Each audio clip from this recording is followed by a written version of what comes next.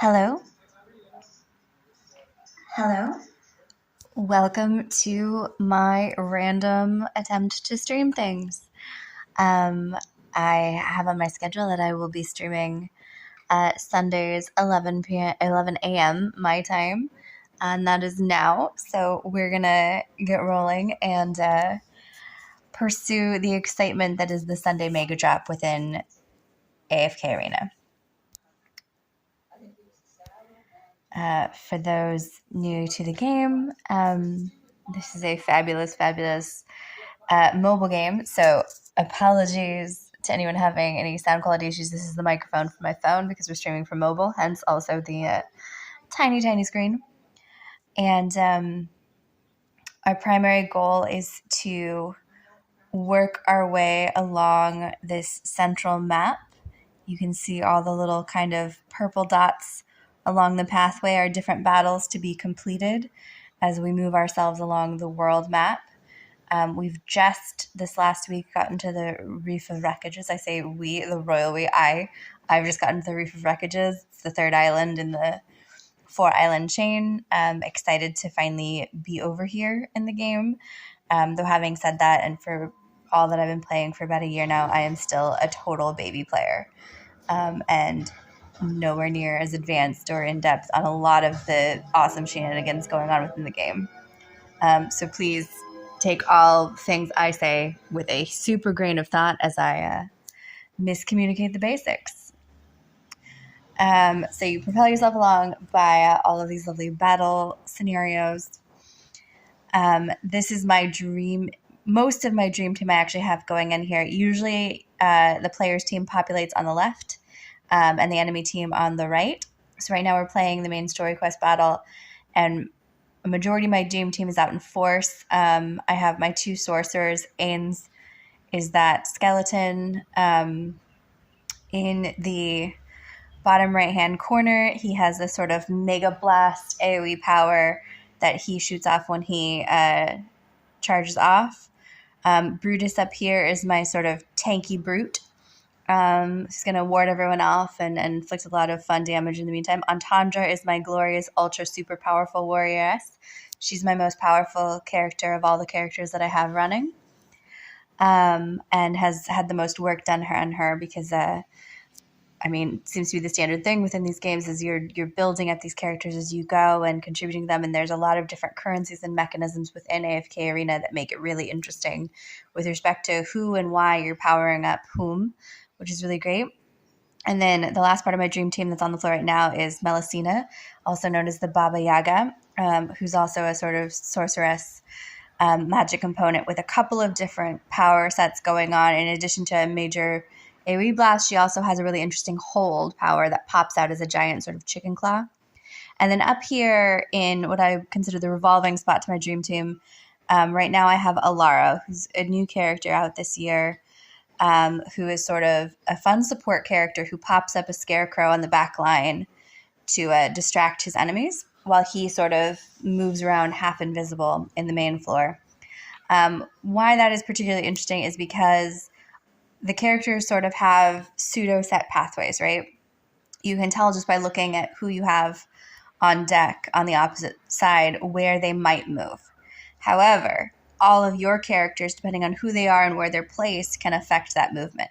So, for instance, with this lineup right here, Cecilia right here, this sort of warrior nun, ranger, she would actually run around behind and attack Ains. And I don't want that to happen immediately. I want him to have a little more power going on. So I'm going to move him up into the middle line. And for instance, I know that these two are actually going to, Rain and Verk are going to stay in place on the back line, while Thane and Entendre are actually pretty erratic warriors that are going to run across the field into my half of the battlefield.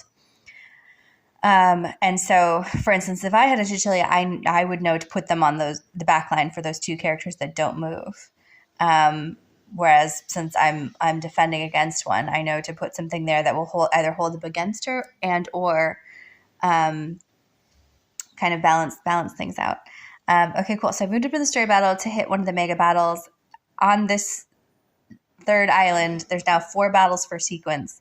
And I'm not yet at the point where I can automate those, though I think that is coming soon, that I get to unlock that, which I'm very excited about because sometimes those battles are a little bit tedious.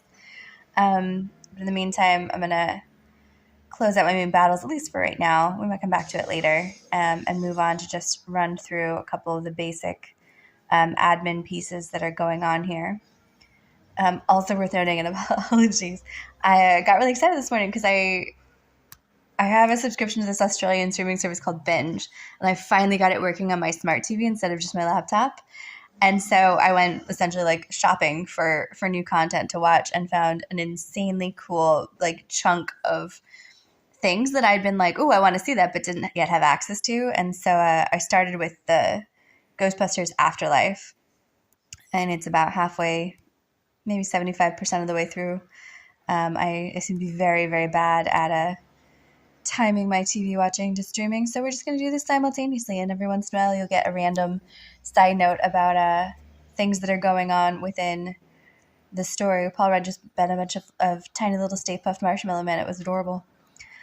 Paul Rudd's an interesting one. I mean, he's pretty much likable in everything he's in, and he just seems like a genuinely nice person. And fun fact, I met him for all of like a 1.5 minute conversation at a conference once, and he was genuinely really, really nice. So I love, at least for that tiny snippet where it seems to balance out, that is the case. And it was kind of a cool conversation too, because it was right as Ant-Man was about to come out, and I was at the IBM Think in Vegas. And so they had him there premiering because IBM was also kind of premiering the first big round of its quantum content. And so he was sort of hosting a drinks party for folks who wanted to attend and do a photo op with him and things like that. And so it wasn't really like a line to get a photo. It was more like whoever dared actually approach him and his publicist in the middle of this empty room inside one of the like restaurant rooms inside of the Vegas. It wasn't really, I mean, everyone was kind of skirting the sides and kind of scared to talk to him. But enough people were wandering up that I was like, okay, I'll just go say hi. And he asked me what I was doing there. And I said, I don't know. I'm actually an archaeologist, not a computer scientist. And he was like, I don't know what I'm doing here either. I like the quantum stuff. He was just so genuine. It was really lovely. So special place in my heart for Paul Rudd. But I actually had forgotten he was in this, to be honest, until it kicked off. I remember being about like the little kids and things, but I also didn't realize they would have as many of the returning Ghostbusters, which is pretty awesome because I do enjoy them. All right, so sadly, I don't have much going on in the arena of heroes. I tend to just kind of do my due duty in there to complete the dailies. I don't actively compete. And that is, I think, one of the big things for fighters within the game is competing in the arena of heroes to get into the Legends Challenger and Championship tournament. Neither of which I have ever qualified for. Nor, to be honest, do I think I have the impetus to. I've actually seen one of my favorite players originally in my guild. So within the game, when you sign up for a server, you sign up for a guild, and I'm in the guild AFK Nerds. And for a while, we had this player in here called Sorrow, and holy fucking fuck, they were extraordinary and really, really, they got everybody in the guild all of the extra bonus things, and they powered through. I think it was one of multiple of their accounts, to be perfectly honest, because they clearly were in it like a super advanced player. Across the board, and just knocked it out of the park. And watching them go through the championship tournament for all of their gloriousness, it was pretty intense, to be honest, and looked really hard and a lot of energy. And I while I love this game, I don't have that kind of energy for it. I'd rather put that energy into learning a new game or picking something else. I started playing Do 2 last night, and I'm actually it's one of those like quick Zelda-esque games, and it's on the Switch, and it was actually pretty awesome. About halfway through its dungeons, and looking forward to playing it a bit later today after I do this, and then hit up my to-do list of wall painting and general house DIY, sanding down some shelves to prime them, things of that nature. Maybe a trip to the Australian equivalent of Home Depot, Bunnings, to collect a few things that I am missing. The King's Tower lately is giving me such a shit show. I've been stuck on 525 for like a week and a half now. But the thing about Sunday that is particularly exciting is that all of the towers are open on Sundays and Sundays alone. And so let's see what we can move up in, despite struggling in the central tower, the everyday open tower.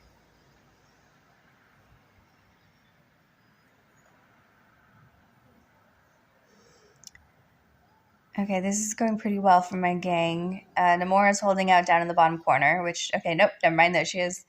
And Rain, sadly, they were only holding on to each other, buffering each other's health at the end there.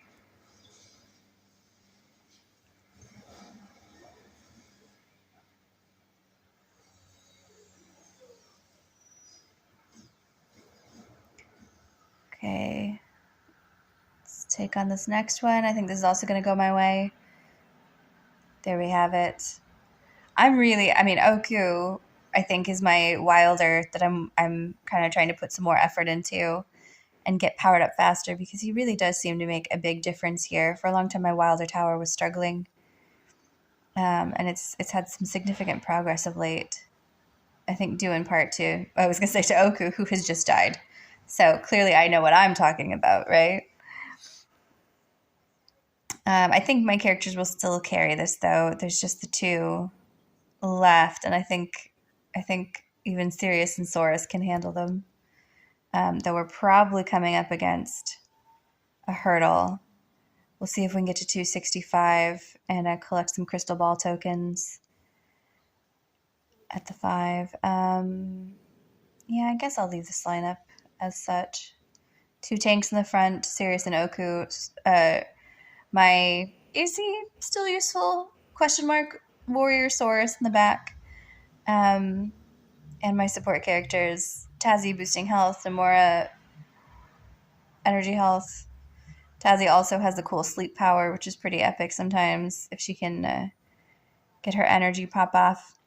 I will admit, actually, it really, as a new player, right, when I first wandered into this game, there's just so many things going on in these battles. Though at first, when you first start out, the battles aren't actually like fully automated like they are right now. Right now, I have them on auto and I have them on 4 times speed.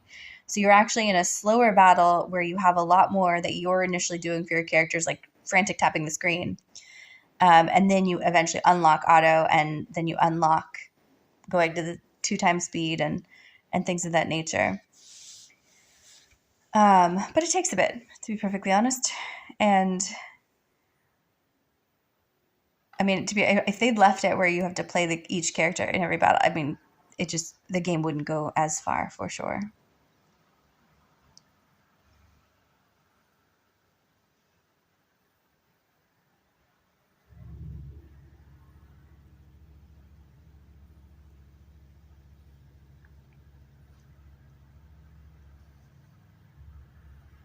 I think we've got this. This was 265, right?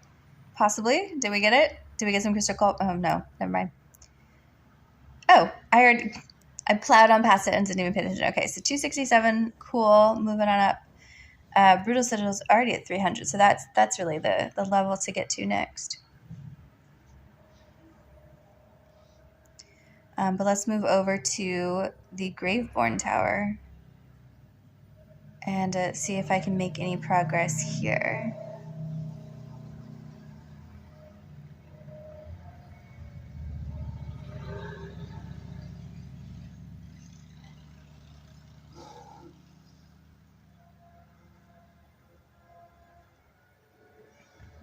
Okay, it's definitely not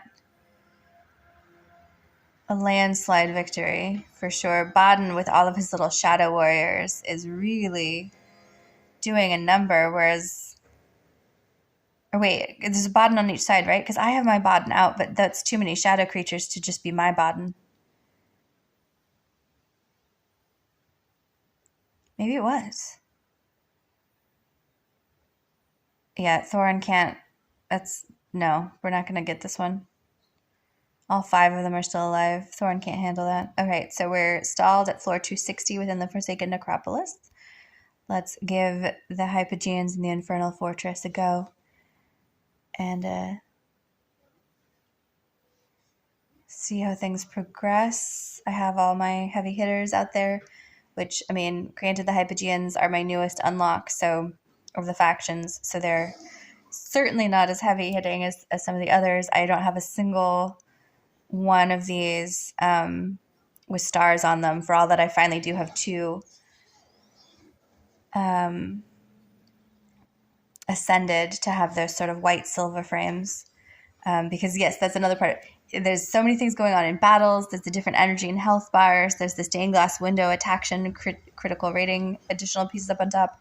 The frames are color coded to mean different things. Oh, shit. For a second, I thought Mahira had that against just Flora up on top, but Thane reappeared out of nowhere. Fucker. Okay. Let's move forward with the Brutal Citadel.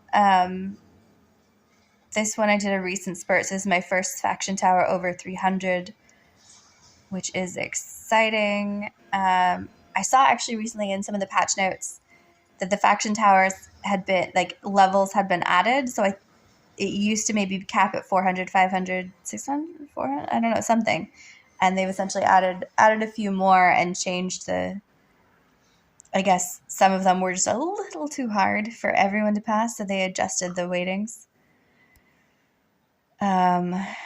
So I'm not quite sure what it goes up to right now, but I know some serious progress. Like, I remember being on like floor 20, being like, I'll never get to floor 50, and here I am, floor 300.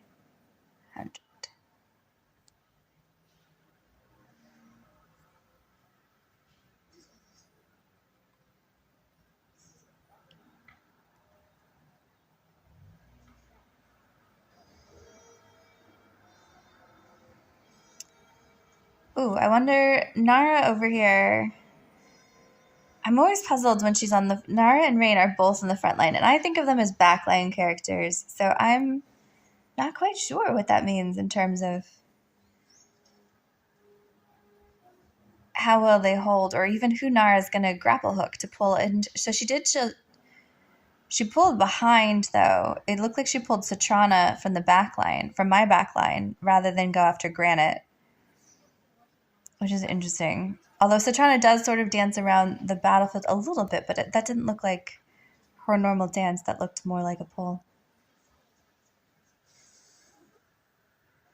Okay. Yeah, that lineup is decent. That formation is decent. Let's see if we can get to the Superhero 5 in this tower, and then we'll mosey if they're still powerhousing through.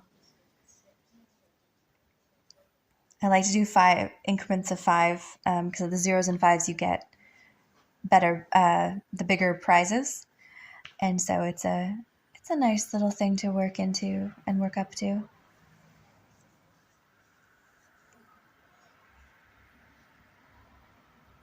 Ooh, just the Centaur left. That took them a weird amount of time to just take on that Centaur, though. I mean, he's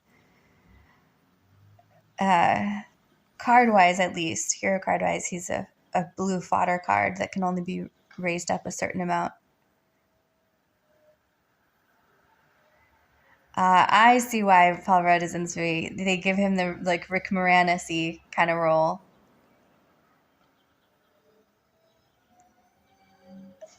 At least for the key and gatekeeper kind of thing. Clever. All right, floor 305 conquered in the Mauler faction tower. So Tower of Light, let's see what we can do. I think we might be a little stalled here. I don't know why I'm using the Royal We. What is going on with me? Is this like some sort of radio automatic community. I don't know. Like, I assume everyone's in it with me. I read once that with twins, that the less dominant twin is actually the one who uses the we phrasing, or like you assume it's, I don't know, maybe that's a good thing then. I don't want to be the dominant, but I'm also not a twin, so that doesn't really, but I don't know, maybe does that indicate I'm a team player? I don't know. Maybe just desperate and clingy. Who knows? Okay, I actually thought I was stalled in here, but the Lightbringers, they carried that, bringing us to floor 269. Okay. Yeah, I'm happy with my placement. Chichile's going to attack that archer, which is good because he kind of holds some of the health energy benefits of the others, but he also sends out these sort of ghost spirits that sort of terrify my side if his energy gets up. And that can be incredibly inconvenient, to be perfectly honest. Okay. He's down. I was going to... It looked like Belinda nearly had Nara, but then Nara just axed her, but it's fine. Peggy hopped in and took care of Nara right at the end. So now it's just the opposing team's Thoron left as he dies and is revived once more. There we go. He's good. He's down. Hi, Alfred. Happy Lunar New Year.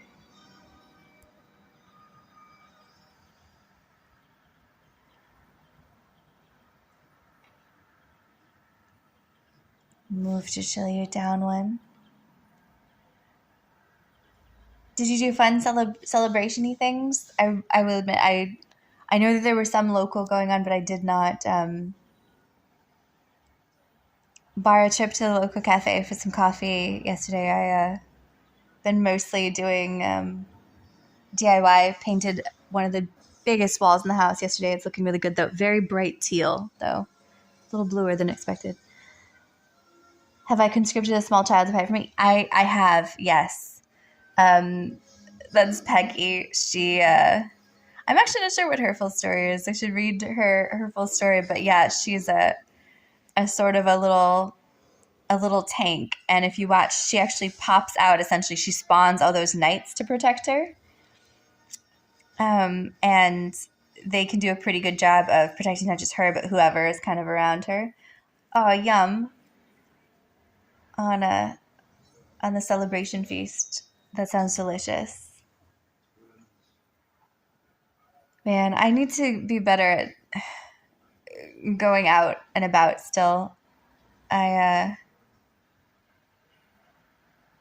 just feels like there's so much to do still in the land of unpacking in the house and getting to know my new neighborhood here in Australia that I just been chipping away little at a time, but I am regretting not hitting the holiday festivities. I heard secular New Year's, they're secular Western New Year's. What? I'm not even sure what to call it, the Gregorian calendar New Year's, the weird remnant of Catholic scorekeeping New Year's. Apparently the local town has like a big Western New Year's, I guess. Had a big sort of beachy celebration because it's summer here, right? But I did consider doing a bit more, but I heard the traffic was a bit of a nightmare, and that just kind of turned me off a bit. It's also mostly daytime stuff as well.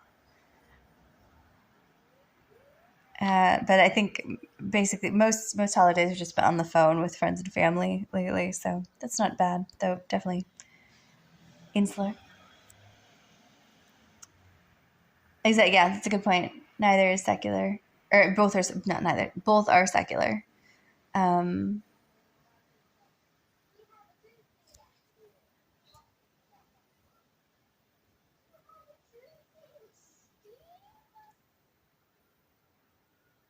okay, they're powering through in the Celestial Sanctum, thankfully, given I was stalled in the Hypogean Tower. We'll see how this goes. I'm testing out the Flora character who's the sort of white dress with the flower broom in the middle. She's sort of a health buffering support character who I normally wouldn't necessarily play as heavily as I have been, but she's one of the few celestial faction cards that's available essentially in the shop, so you can get her on a rather regular thing. So she's ended up being an ascended character as opposed to some of the other ones that are rarer card pulls. And she does not suck, I've got to say. I really had never leaned too heavily in. I really, really want to get this character, the Celestial Archer, booted up, but have not yet. Restaurants around here rammed and slendy has been said. Yeah, no, it makes sense. I mean, I love the ramp up to different holiday spirit things, but then in practice, it's hard to maintain any sort of holiday spirit when you're trapped in a mall parking garage. And I do feel like certainly that's what a lot of them are like these days. Especially given that they put all the sale things on after the holidays, right? So, I mean, even 4th of July back in the States, there's so many holiday sales on. I'm pretty sure the last couple of 4th of Julys were a bit more about shopping than they were about celebrating, which kind of, well, I think it's also a combination. My tattoo, my maternal grandfather had passed away a while back, and we haven't really done 4th of July since he had passed, because that was like his holiday. And he would throw these huge epic parties with people from all the different bits of his life. And they just would be these insane pool parties with like pig, like an actual like full-size pig on a roasting spit. And he'd have so many people, he'd be renting porta potties. And it would usually spill out into the street, and the whole street, whoever wandered by was involved, or was invited rather. And yeah, it was his belly dancing community, because that's what he did in the 70s. He and my grandmother ran a belly dancing museum called Habibi. First Middle Eastern dance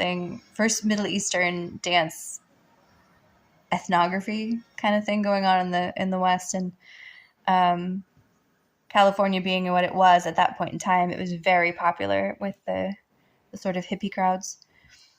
But folks from then, he had a phase as a ship's captain. He was an aerospace engineer as his actual day job. Somehow he had a lot of Hell's Angels who were friends. The crowd from his bar. It was a motley crew of people, and I have very, very fond memories of those parties. But instead of being a holiday anymore about that and party planning and cleaning up the house and prepping everything and preparing for an epic adventure, manning the ice luge and things along those lines, it's so much more about shopping. Christmas totally feels like that as well. Even Thanksgiving, because again, the holiday sales are on at that time of year. So everybody does their family stuff and then heads to the mall.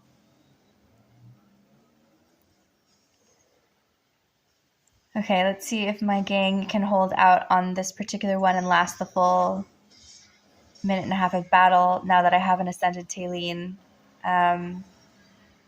This is the first one of these, I think, since I've Ascended Taline, and historically, this beastie has been taking out my folks with a couple seconds to spare, meaning that I do get a victory, just not as good a victory as is possible. See, okay. Yeah, see, they're all... Damn it. Even with Taline, if she'd managed to pop back with her Phoenix power, maybe that would have held a little better, but alas, it did not. And then some quick admin in the guilds where I'm going to just admin blast. I'm just going to... Oh, no, I already did that, actually. Take that back. Okay, cool. Quick couple pieces of admin, and then I can collect my quest. Treasure chest for the dailies. Here we go. Did I hit everything except for gear? And actually, I can probably do a summoning of some kind. I think I was nearly to a people card with my companion points. Oh, I am. Okay, so 117. So that's at least enough of the heart power points, so I don't usually get very many purples via this pull. So yeah, just blues. Sadness, but I mean, food is food. But we do have success, some stargazer power, and actually I do want to check out who all is in here, because I think that there are some things that I've been overlooking, though I was prompted by one of the AFK players the other day, I want to say Muffin King, to keep at Lucretia, because she'll be much better with her engravings and yeah, okay, maybe I should do that. I should just stick with Lucretia as my improved odds. But sadness, a couple cards, but no noteworthy hero folks. Any ascensions worth doing? Oh, Saurus, I think, is already filled up with his stars, so he's just excess now. Yeah, he's down here max. Okay, so now he's essentially just fodder some other time around. All right, let's collect all of my free goodies from the Merchants Guilds.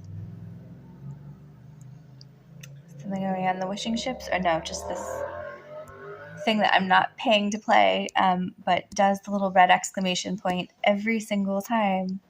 And I just can't leave it. I can't. It drives me crazy. Okay.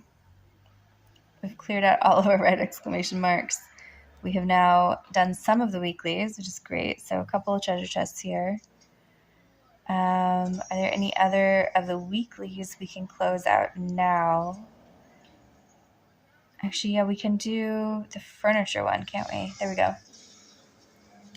Yes, one of the heroes is a raccoon. Here, wait. Let's go check him out, because he's kind of cool. I don't have him fully amped up yet, but yeah, in the Wilder faction, there is indeed Raku the Rascal Raccoon. And so he's here, let's check out his skills. He has an acorn cannon, so he's doing some range damage. He himself is immune to control attacks. That's pretty cool. Entangling shot. He's specifically targeting the highest attack rating on the opposite team. And when somebody is in a hold from somebody else, he's also dealing extra damage. He can be pretty sneaky. As recently I've discovered is Pippa the squirrel, who I really didn't have a lot of respect for lately, but I've come across some seriously tough Pippa action in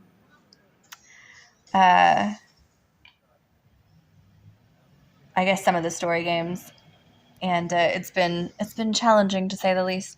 Okay, so she's imitating. That's kind of interesting. So you don't actually know which of these three characters she's going to imitate, which means there's three possible power sets. That's a little dangerous. All of them are sort of health energy buffers for the other characters, but still, that's fascinating. Does he knock over garbage cans on garbage tape? Probably. That seems absolutely kind of like the thing he would do. Actually, same for Pippa as well. She's a little erratic. She's also targeting the highest attack rating. Okay, she's firing some magic orbs. That I knew. When they get stronger, the stronger she is. And what does that mean? Astral Shift. Pippa teleports the closest enemy on top of the next closest enemy, dealing damage upon landing and stunning them for 3 seconds. Well, that's kind of... I did not realize that would be interesting to watch, actually, because that... See, they aren't ones that I've been amping up. I have them in the purple still. I haven't been working them through so it's purple, and then you essentially evolve them to be gold, and then you evolve them through red, and then you evolve them to be this white silver, and that's the top ascension. Once you start getting multiples after they're ascended, then you can start adding stars, and once you can add stars, you can start engraving, and that's when the stars start changing color, and getting them up to the top. So, for example, this is where Antandra has the silver sparkly card, the silver sparkly stars. And then you can see some have yellow stars, some have orange. And then a few have, or actually just literally Ains has red, because he's the one I'm closest to getting him red to silver. But yeah, there's a couple of really campy characters in here, but I've got to admit, like, I'm always constantly surprised, like ones that I totally dismissed, like this little thing, Astar, the Brilliant Flame. She seemed like such a little joke, and again, it's them conscripting like a little child to the game, right? Um, but it really does. She really does like pack a wallop. It's mildly impressive, I guess. Deceptive because you disregard a character and then they come back to haunt you later. So I do find and also at different stages in the game, right? Different characters actually are a little more powerful or useful throughout, which has also been an interesting sort of piece of lore to learn, who to use when and where. Right now we're just going to do the really, really boring thing of the furniture pulls so that I can get these little. So see, now if I add this to Mahira, her health is increased by 3.3%, her dodge by 8, and her health by 1.8%. So the more of these little furniture things I can get, the better. And it's a weekly quest to pull four different sets of 10 cards essentially per week. To do this, I like to just bundle them up right now and do them, so I save up all my little coins for this. Singular pull-on sentence. Oh, we got a red one. So Mahira got a piece of furniture that's going to power her up, and then Saurus also got a piece of furniture that's going to power him up. What does this do? So health by 3.3%, accuracy by 13.3%, attack by 1%. Cool. One entendre, yes, but what about double entendre? Uh-oh. I've lost the thread of thought. Of which entendre we were even. Oh wait, I get it. Because the character entendre, is that what we're punning over? Right? Did I get it? I hope so. If anything, she's like not even a quadruple. What's a 5 times entendre? Something with sync? Okay, auto place. There we go. Mahira now has all of her big pieces of furniture. She's missing a chair, and she does not have her windows. You can see up at the top. But altogether, that has equaled a 17.2% increase to her awesomeness, which is epic. And then who was the other? Oh, Saurus. Okay, so he was a character I got pretty early on, so he'll be over here. Oh, he was in fact the second character that I had strong enough to go into the inn. Oh my God, I remember my joy when the inn opened, just because it doesn't happen automatically. You have to like work your way to have one of these towers, and then fill them up. And I've only just opened that third tower, and it's still exciting. Second breakfasts, yes. There was something in the afternoon with Lord of the Rings too, wasn't there? Where it was second breakfasts and 11s, and then there's multiple afternoon meals, but I'm totally spacing. It's been too long. I think these are just some quick little. Actually, what is the Glorious Dawn? Oh, that's right. She has a whole little quest thing that is opened up. It's good rewards too. 10 days to do it in, so I might not do that today. I'll come back to it, but that is exciting. And the Wishfinder, which I was enjoying. This is like a little quiz game that they've given. And I didn't do it for yesterday, so I have 2 of these. Okay. So basically, they give us a clue. We have to go find that bit in the interface, and then the clue will be somewhere on the screen. We collect it, and then we come back and hang the wish. Some battles take place outside the battlefield, and not every opponent is an enemy. When I crave a battle against worthy foes, I can always find one in this glorious Colosseum. Okay, so I'm guessing that will be the arena itself, right? Arena of Heroes. Yes, there it is. There's our wish. Thank you, Titus. God, I love little games like that. I used to, every summer I would spend with my grandparents, and my Nana and I would do a game like this where you give clues, and then you have to go find the thing in the house that the like weird rhyme describes, and then there would be another clue hidden somewhere on it or behind it, and then it would send them someplace else, and it was endless fun to write the clues and or to be the hunter when it was my turn. Okay, so Rosaline, I've entrusted my wish to someone reliable. If you know him well, you'd know that he's the best house steward in Oakenville. Hint, try looking through hero portraits. That's so funny that they were like, actually, that's obscure. Okay, so house steward, I think that's Oscar, the butler, is a light bearer who I might not actually have at strength, but if it's hidden here, this guy. Do we see? I don't see the thing. Shit. Okay. So it's not there. Thane is something? I don't see that one there either. Uh-oh.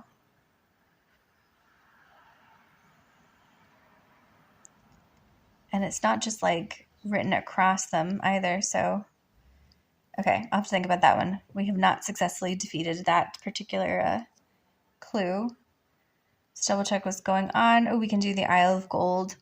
So the Isle of Gold released yesterday, which is exciting. Essentially, the premise of this subgame is that you build your own little island, and you get to strengthen it up every day with a couple of dice rolls, and kind of add new pieces to it, or kind of just make it pretty indefensible for people to come land on your island and then go around to these little domed spaces that'll be there for the next 10 days or so. And the goal is to essentially, when they land, that their characters get so tired or lack morale that by the time they get partway around the island, they've run out of dice rolls and they've not hit anything exciting. So you do that various ways. You have these little floating stones, which are sort of leeching things from them. Flowers, which I've only used one flower, they actually help your odds when you are on somebody else's island attacking. As do, I think, the fountains, which were new this time around. So I've only tried one fountain on mine. But you get to, at the end of the day, if all of your things on here survive and nobody's rated them, then you get whatever's built up inside your little domes for those different rewards. So I set mine to diamonds, purple essence power to build up the characters' levels, labyrinth coins, which especially for me, given that I don't play the labyrinth every other day when it comes out, just because it's really fucking tedious. I love when those pop because those do equal hero cards that are really useful. And also the blue swirls are useful for the same kind of level up purposes. So we're gonna do that. This is actually the corner that people land on, I think. So that's great that I just got that to level 4. Ooh, lovely. Let's level 5 that. How many more rolls do I have of the dice? I have 4 more dice rolls within my own island. So I can upgrade some of these tablets of death. I haven't hit any of my actual domes though, so they're still really low level, but and therefore they're not making a huge amount for me yet. Oh, there we go. There's a level 5 for the Labyrinth Exchange. But if you can get those up over the next 10 days, by like day 7 or so, it's cranking out a lot of goodies for you. Okay, so now we have insufficient dice rolls. We can't do anything else on my island. However, we can go pillage 4 islands. You get 2 automatically, and then because of the things I hit as I walked around my island, I got 2 more attempts, basically. So this island looks pretty reasonable. There's something, at least there's a chance of getting the purple, if not more. So let's give it a shot. It doesn't look horrible, and sometimes these islands are just terrifying, to be perfectly honest. So we're going to give it a go. Okay. So we have 6 dice rolls total. We haven't hit any of the domes. If we hit a dome, we've just hit a dome. Then what's going to happen is we're going to be able to battle their goodies with whatever team we set out to play them.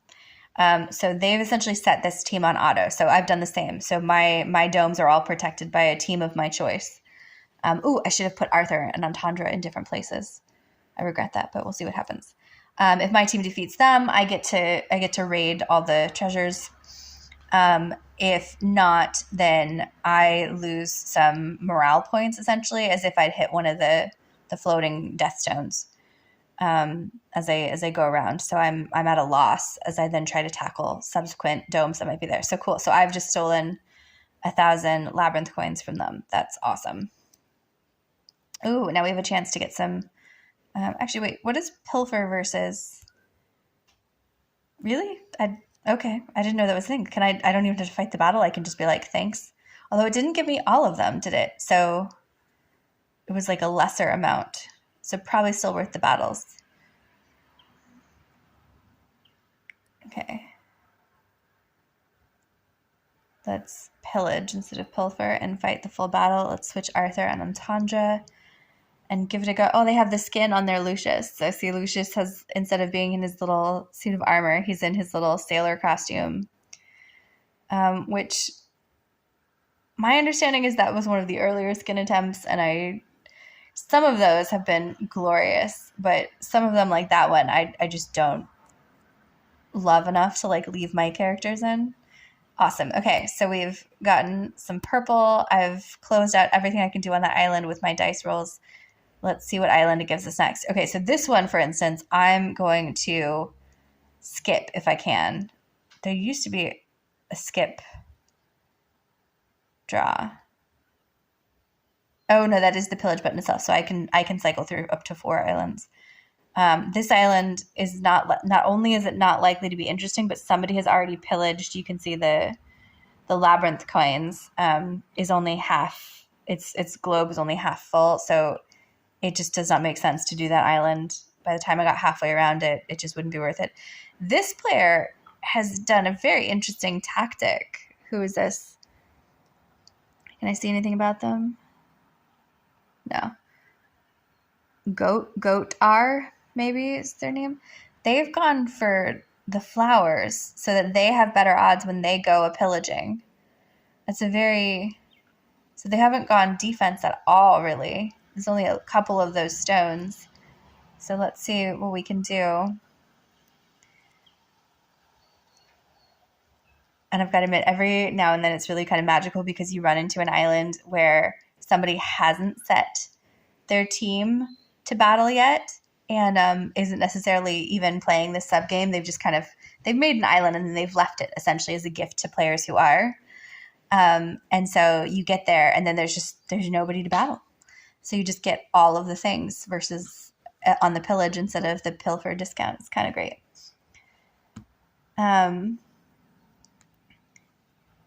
Lazy of me, I know, but kind of awesome. This recently, at least, is one of my preferred sub games. Once I finally figured it out, the first 2 times I played it, I was like, "What the fuck is this even doing?" But it started coming because it comes up in the rotation every 2 months or so. Eventually, started getting the hang of it, and it was before they started inundating you with sub games to the point where there's just some I don't play. And why did I just auto pilfer? I wasn't paying attention. I didn't mean to do that.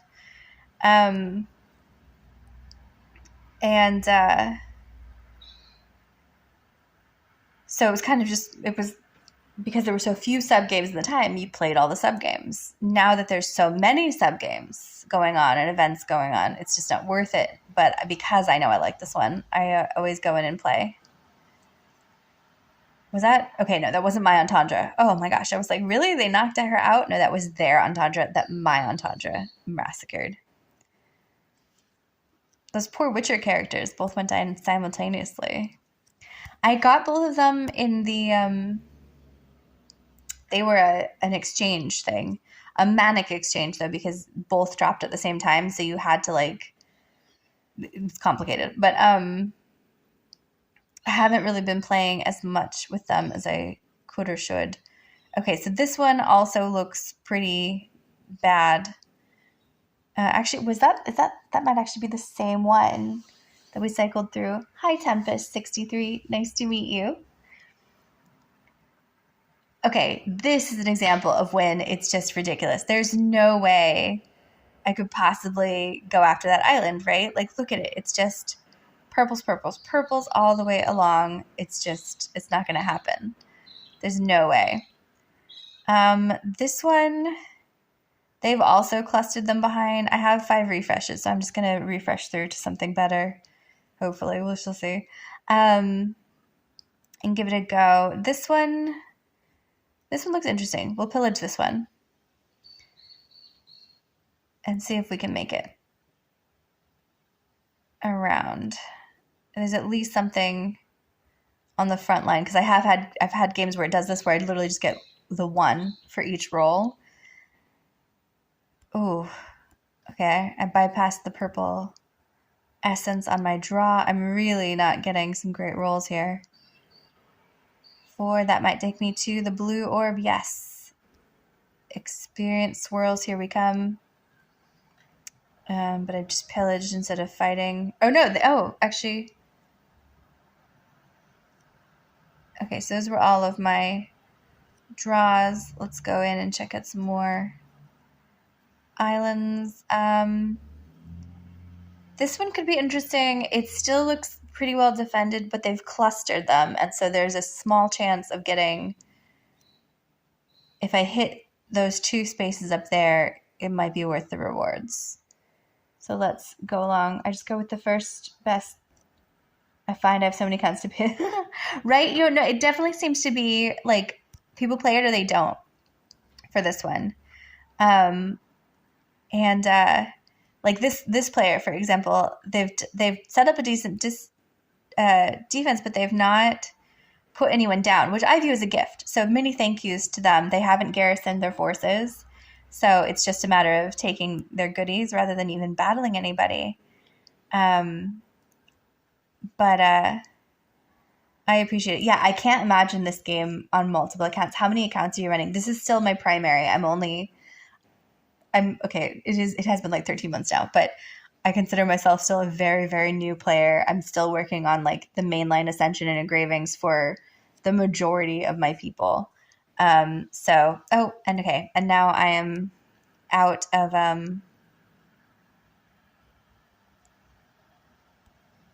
of plundering attempts, but I do seem to have unlocked some level points. What does this build up to?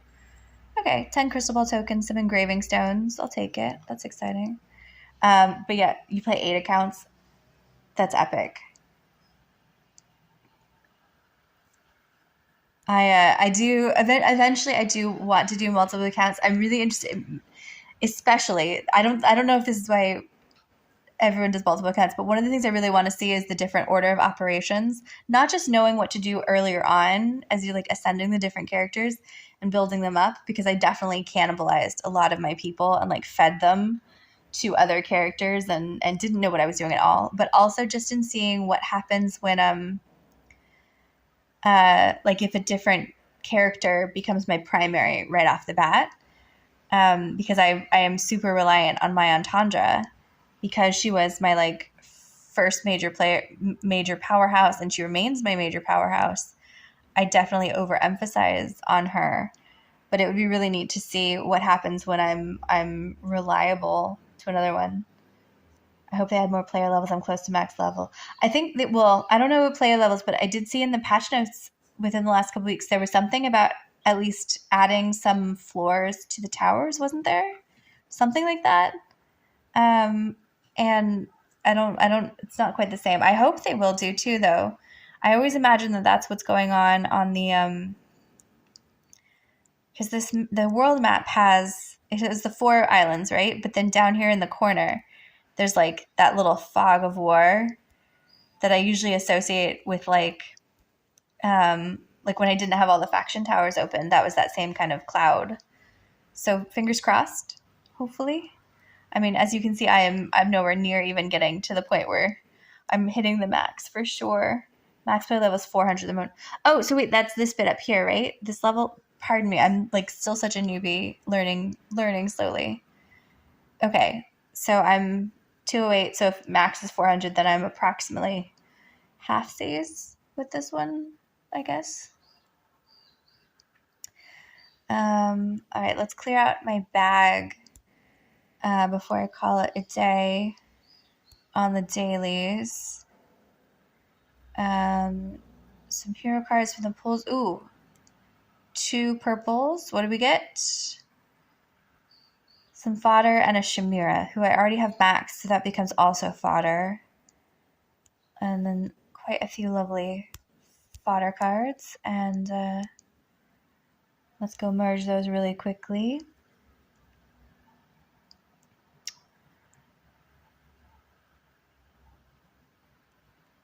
How weird. I would have thought it would just have